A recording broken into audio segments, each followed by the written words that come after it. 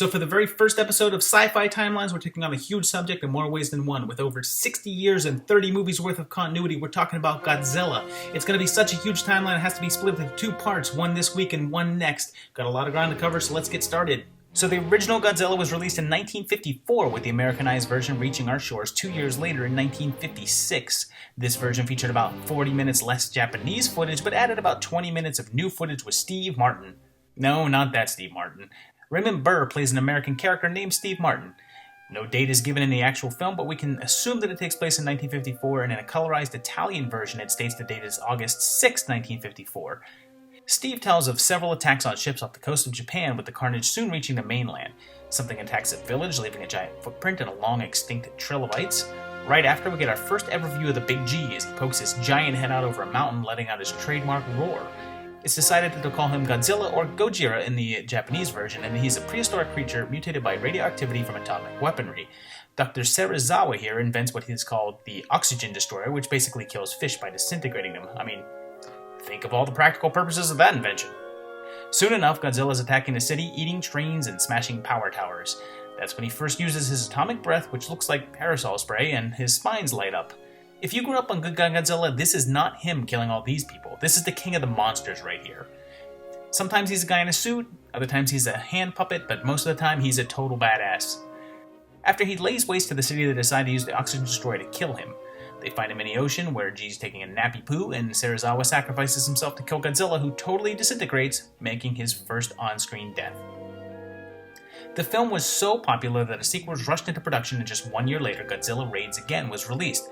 For some reason, this one was released as Gigantus, the fire monster, in the US in 1959, because I guess they figured people wouldn't recognize Godzilla.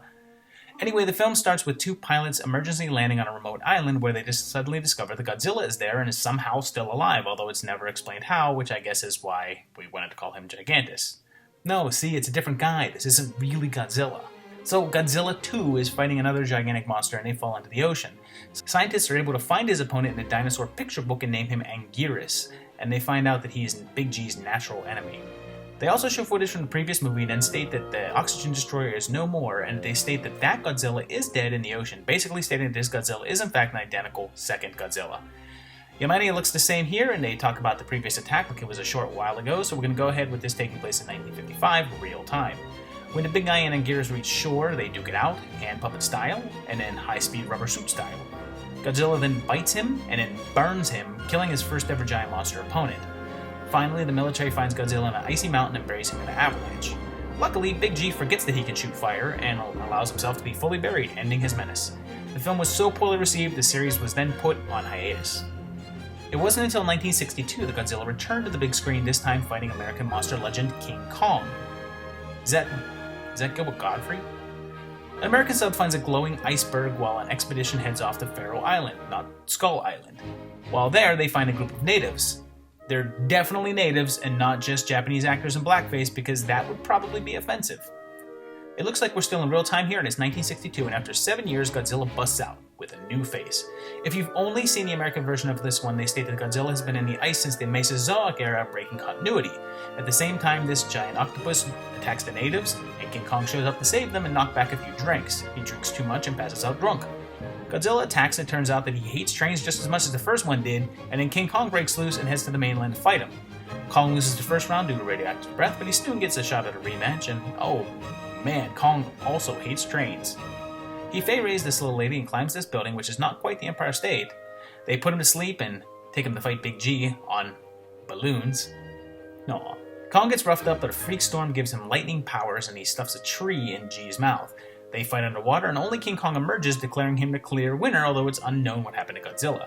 Now, to clear this up, there's a long-standing rumor that there were two endings to this film, and that King Kong won in the American version and Godzilla won in the Japanese version, but it's absolutely untrue. Kong always won. Pitting Godzilla against established enemies seemed to work, so 2 years later in 1964, we get Godzilla vs. Mothra. Mothra had her own film 3 years earlier and was now brought in to fight the big guy. Early American releases titled this as Godzilla vs. Thing, but neither John Carpenter nor Ben Grimm were involved. The film starts off with a giant egg showing up offshore. Mothra's two miniature identical twin friends show up to convince mankind to return the egg to Monster Island, and mankind basically says, "Screw you, because money." Then Godzilla bursts out from the ground and messes up some houses, as he do. They go to ask Mothra for help and, the natives of Infant Island are painted red. I guess that's less offensive than Pharaoh's Island's blackface natives? Sure. Mothra agrees to fight for mankind, but it doesn't really go that well for her since Godzilla kills her. It's okay though, as the giant egg hatches and out pops not one, but two Mothra larvae. The little guys gang up on Godzilla by blasting him with silly string until he can no longer move and he rolls into the ocean, making this the second movie in a row where the idea of beating Godzilla basically consists of knocking him back into the ocean. The larvae then head off back to their island. Later on the very same year, Ghidorah, the three-headed monster, was released. Early on in this movie, the guy talks about weird recent occurrences and then states that it's January, so we're setting this in the beginning of 1965. The movie kicks off with meteorites falling to Earth, and a rather big one. We're told rather offhand that one of the Mothra larvae died, but hey, it's okay, because there's another one. A short while later, Rodan appears. Although he had his own movie back in 1956, this is his first Godzilla series appearance. And not too long after that, Godzilla rises up from the ocean floor to blow up a boat and kill everybody on board. He hits the shore and Rodan shows up until finally the meteorite hatches open and King Ghidorah appears in the sky. The twins convince the military that they need to convince Godzilla and Rodan to fight Ghidorah, and enlist Mothra to help them to do so, but Rodan is too busy dropping Godzilla onto electrical towers crotch first. And then they play, I guess, catch or something. Mothra finally gets them to talk, and Godzilla talks about how humans are always bullying him. You know, like the people on that boat. They eventually agree, taking on Ghidorah and paving the way for Godzilla to become a good guy. It takes all three of them to take on the king, pounding on him enough that he just kind of flies away, I guess into space. Mothra goes back to the island and Godzilla and Rodan just kind of stand there because I guess they're not a threat anymore? Okay. 1 year later, in 1965, we get the sixth Godzilla film, Invasion of the Astro Monster. This one was released in the US 5 years later with a much cooler title, Monster Zero. It starts off with a mission to a newly discovered planet, Planet X. The aliens who live there are being attacked by Monster Zero, otherwise known as Ghidorah, and asked to borrow Godzilla and Rodan to fight him. They come down and airlift the monsters into space where they fight. The good monsters win and Godzilla does this Godzilla dance. Turns out the aliens are evil and they take Earth hostage by magnetically controlling the monsters. The humans find a way to override the alien signal and destroy their ships, and Godzilla and Rodan gang up on Ghidorah, sending him packing. By this point, no one really seems that worried about Godzilla, and he's definitely seen as a good guy here. I mean, he's free and loose at the ending of this one, and no one's worried at all. So 1 year later, in 1966, we get the seventh installment, Ibira, Horror of the Deep, which was released in the US in 1968 as Godzilla vs. the Sea Monster. This one is weird because it was written as a King Kong movie and was changed to Godzilla at the last minute. The film tells of a group of guys trying to find their cousin who was lost at sea. They crash on a remote island where they encounter Ibira, who is basically a jumbo shrimp, who straight up skewers people and eats them. Luckily, Mothra is also on the island and she's no longer a larva and is a fully grown moth. They find a cousin and try to wake up Godzilla to fight Ibira, and finally, 50 freaking minutes into the movie, Godzilla shows up. They wake him up with lightning and the monsters play catch with a boulder, and then Godzilla sort of shows an attraction to the female character, which is a very King Kong thing of him, much like the whole electricity thing. Godzilla and Ibira fight until Mothra shows up a whole hour and 15 minutes in. Godzilla yanks Ibira's whole arm off and then attacks Mothra for some reason, even though they were best buds just 2 movies ago. Mothra flies away, leaving Big G on the island while it's about to explode, but he jumps into the ocean at the last minute, and everything's cool, and he swims away, and everybody's happy. By now, Toho hit their stride with a Godzilla movie per year, and 1967 saw the release of Son of Godzilla, released in the US in 1969. This one takes place on yet another island, this one called Solgil Island, where scientists encounter giant praying mantises called Kamacuras. The mantises find this giant egg on the island and smack it until it cracks open, and there's a baby Godzilla inside. Baby Godzilla kind of looks like the Eraserhead baby, and he gets beaten up. Godzilla finally shows up to save his offspring by killing the mantises. Is Godzilla the dad or the mom? Where is the mom? Who laid the egg? Is Godzilla asexual? It's all a little disturbing to think about, really. Not as disturbing as this, though.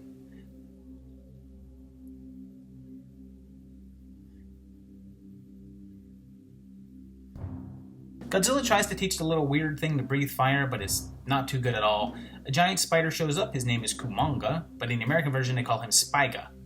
Everyone fights and the spider takes out the last Kamakura, and Godzilla shows up to fight him. The humans freeze the island and sets Kumonga on fire, killing him. Godzilla's kid gets frozen and it's actually kinda sad. The big guy turns back to save him and they both freeze and go into hibernation. Another year goes by and in 1968 we get my personal favorite, Destroy All Monsters. This one came out 1 year later in the US, and it's a big departure for the series.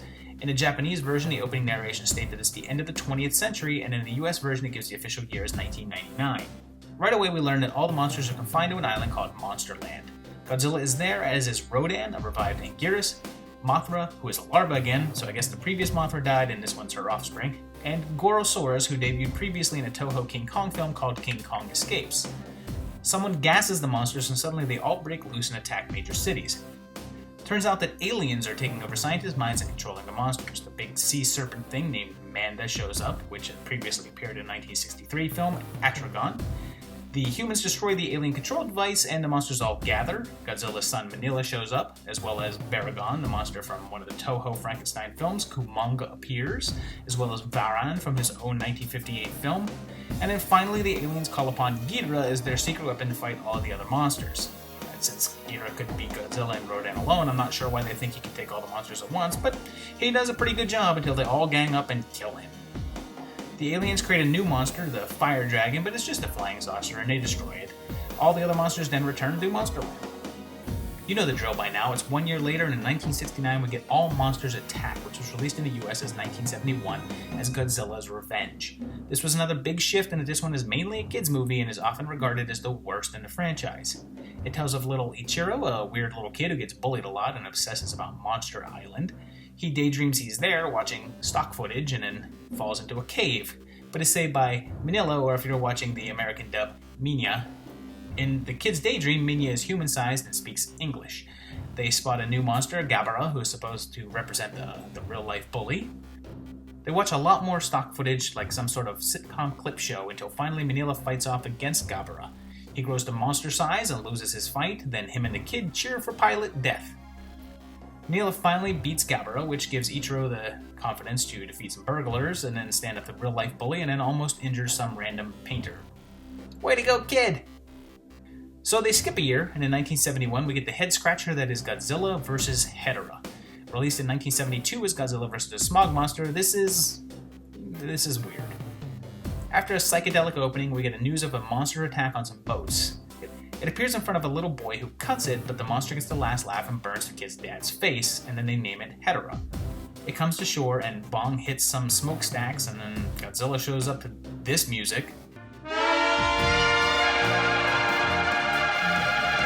And then they fight, killing a bunch of mahjong players.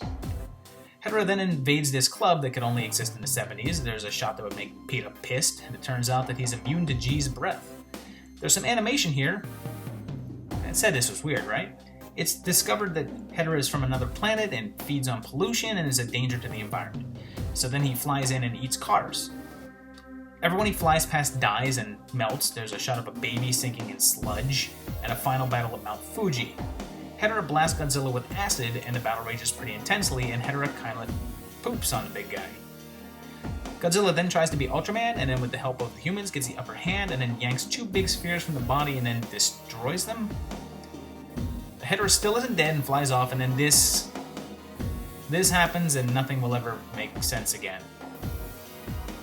Godzilla then finishes him off for good by yanking out pieces of him and just kind of throwing him around and then punching his deflated body and then just kind of walks off.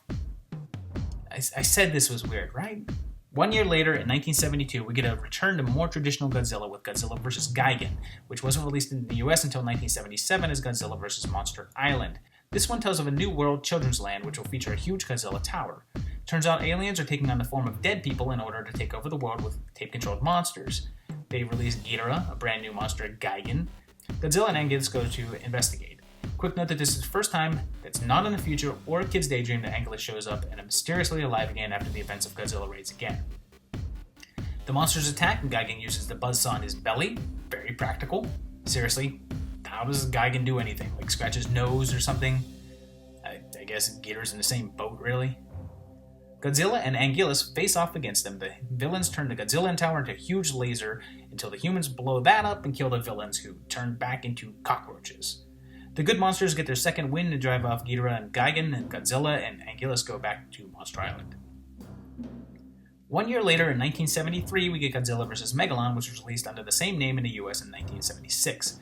This one kicks off with nuclear testing causing earthquakes.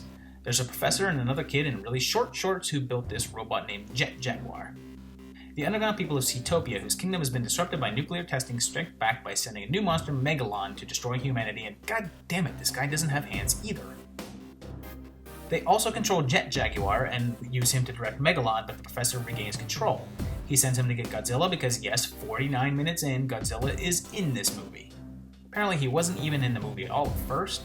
It was supposed to be a Jet Jaguar movie until the early footage looked disappointing, so they tossed Godzilla in there. And now poor Jet Jaguar isn't even in the title of what was once his own movie. His villain made the title though. The Seatopians call on Gagan to help out, and then Jet becomes self-aware and grows to monster size. There's a big tag team battle, and Godzilla and Jet Jaguar defeat the villains by blasting them, and then do the running jump kick, which is amazing. He does it multiple times too. G and Jet share a bro moment and is staring into each other's eyes for just a little too long, and Godzilla strolls back to Monster Island. Jet shrinks back down and disappears from film completely. Like clockwork, 1 year later, in 1974, we get Godzilla vs. Mechagodzilla, the 14th film in the series.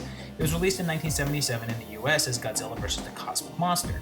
This one takes place in Okinawa, where an ancient prophecy is uncovered.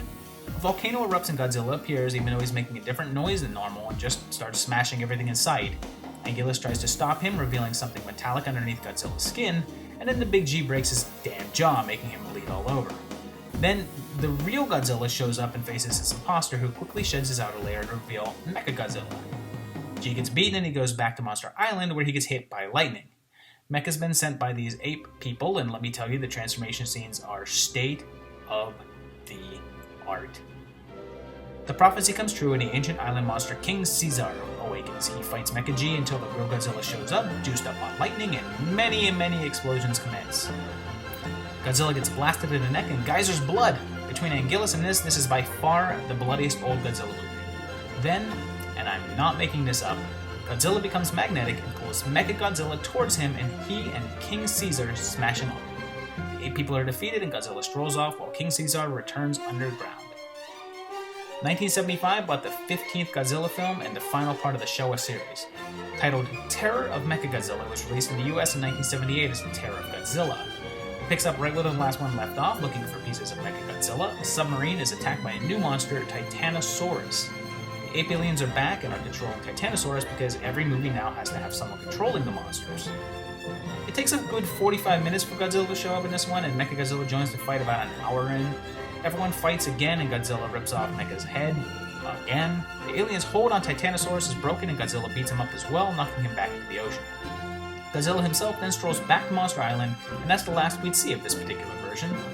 This movie was considered a box office bomb, and Godzilla was retired until 1984, 9 years later.